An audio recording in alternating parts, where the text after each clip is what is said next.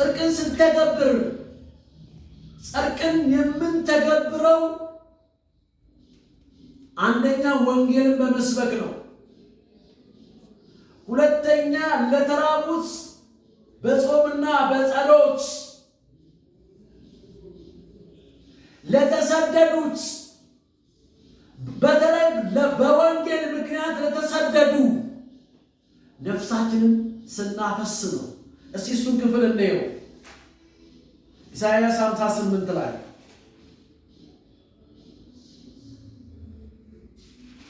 እሱ ጉዳይ በጣም እሱን የሚተገብር ሰው በጣም የታደለ ሰው ነውና፣ ምክንያቱም በጣም ደስ ይለኛል ክፍሉ እንዲህ ይላል። ብዙ ቻሌንጅ አለው በእርግጥ እንደዚህ ይላል ኢሳይያስ 58 ቁጥር 6 ላይ እኔ የመረጥኩት ጾም ይህ አይደለምን? የበደልን እስራት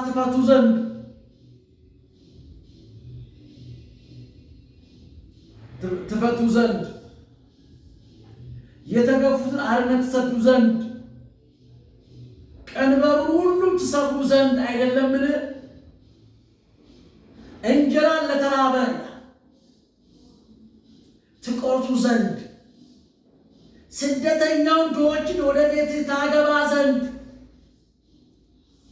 የተራቆቱን ብታለብስ ዘንድ ከስጋ ዘመድህ እንዳትሸሽ አይደለምን ይልና ከዛስ የዚያን ጊዜ ከዘመድህ ልትለዋ ቃል በጣም ቻሌንጅ ታደርገኛለች። ምክንያቱም ርቄ ስለምኖር ነው።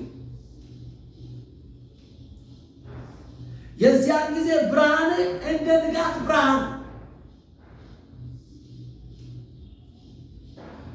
ብርሃን እንደ ንጋት ይበራል።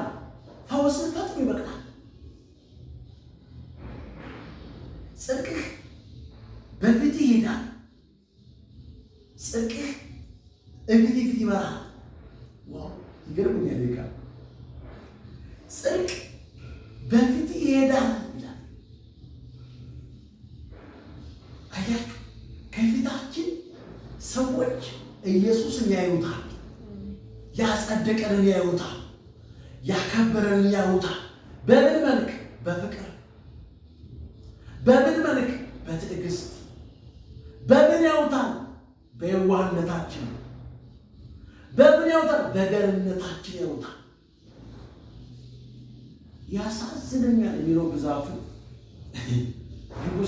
ያሳዝነኛል። ያመቶ በቢጓ አባባል ረገጠኝ። በዚህ ቋንቋ አቤት! ግን ያሳዝነኛል። ታምራት ያሳዝናል። ታሜ ያሳዝናል የሚለኝ ብዛቱ ደግሞ ወንዶች አሉ በጣም ያሳዝነኛል የሚሉት እነማን እንደሆኑ እናውቃቸዋለን። ተነቃቅተናል። ጽድቅህ በፊትህ ፈውስህ ፈጥኖ ይበቅላል የሚለው ቃል ይገርምኛል። ይልና ጽድቅህ በፊትህ ይሄዳል፣ የእግዚአብሔር ክብር በኋላ ሆኖ ይጠብቃል። ምክንያቱም ማንኛው ከኋላ ያለውን ነው። አንዳንድ ሰዎች እንደዚህ ይላሉ፣ ልጅ ሲወልዱ ማጅራቱን ይመስላል ይላሉ። ምን ማለት ነው? ሲቀልዱ ማለት ነው። እኔን አይመስልም ነው። ምክንያቱም የሚታየው ፊት ነው። መጀመሪያ ልጅ የሚታየው ታምራትን ይመስላል ወይስ ጫልቱን ይመስላል የሚለው። ስለዚህ የእግዚአብሔር ክብር በኋላ ሆኖ ይጠብቃል። በዘጠኝ ላይ የዚያን ጊዜ ትጣራለህ፣ እግዚአብሔር ይሰማሃል። አይገርምም? በጾምና በጸሎት ለተራበ ራስን ማፍሰስ የተሰደደን ወደ ቤት ማስገባት።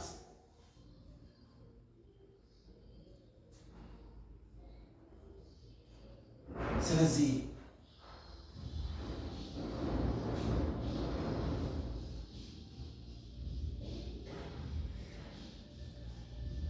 ኢየሱስ ያድናል። የዚያን ጊዜ ትጠራለህ፣ እግዚአብሔር ይሰማሃል። ዋው! ለአገልጋይ እኮ ይችላል። በጣም ወሳኝ ነው። ተጣርቶ ወደ መልስ ይመጣለት እግዚአብሔር ከሱ ጠራለህ ይባላል። በቃ ፈውስ ካልክ ወዲያው ሰውየው ሲፈወስ፣ ጥያቄ አለብኝ ብሎ ሲመጣ ወዲያው ጥያቄው ሲመለስ፣ ኧረ የኔ ጉዳይ ተይዞብኛል ወዲያው ስታስለቅቅለት። ስለዚህ አሁን ማድረግ ያለብኝ በጣም ወሳኝ ነገር ስለሆነ እዚህ ጋር ይህን ቃል መተግበር አለብን። ለተራበ በጾምና በጸሎት መፍሰስ። መፍሰስ ማለት በጣም ከባድ ቃል ነው። መሟሸሽም ሊሆን ይችላል። እንጀራ ለተራበ ትቆርስ ዘንድ ይላል። ስደተኞችን ድሆችን ታባረር ዘንድ አይደለም፣ ወደ ቤትህ አንተ በምተኛበት አልጋ ላይ አይደለም፣ እቤት አስገብተህ። እኔ እኮ ተግብሬው ነበር፣ አንዳንዶች ተቃውሞውን እንጂ መሰብሰብ ነበር ስራዬ። የዚያን ጊዜ ነው ትጠራለህ፣ እግዚአብሔር ይሰማሃል። ትጮኻለህ፣ እርሱ እነሆኝ ልጄ እነሆኝ። እውነት ነው። በጣም በጣም ነው የምንጎዳው ስደተኛ ወደ ቤት ማስገባት። ፍላጎቱ ብዙ ሊሆን ይችላል። ለቤት ከገባ ጣጣው ብዙ እንደሆነ ይታወቃል። ነገር ግን 50 ሺህ ካሬ ሜትር በቅርብ ወደ ዱናይ ዓለም አቀፍ ክርስቲያን እንረከባለንና